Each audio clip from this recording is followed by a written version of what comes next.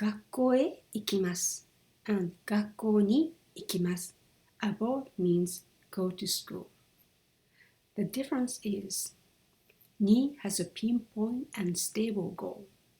It moves and arrives at one specific point, and it stays there after it arrives. A also moves, but it does not aim a specific goal.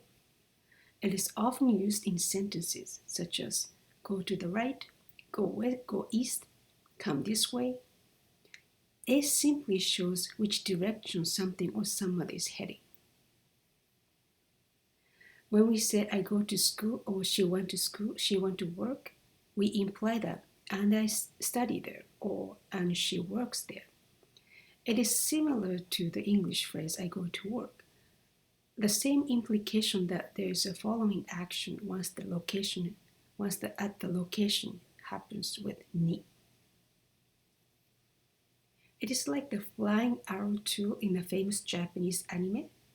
You can point an arrow at the specific target, and then you move directly along with the arrow's path to reach that target. The goal is the important part of the movement.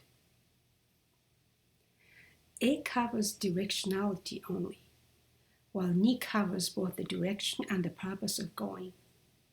We use ni to show the purpose of going more clearly and add ni after the purpose. 勉強しに行きます. Add ni after the purpose of action of going. You can replace a with ni most of the times, except for the addressing a letter to my mother or to Michiko on the message card. Some Japanese textbooks recommend to use ni, not e, anytime you're unsure of which to use.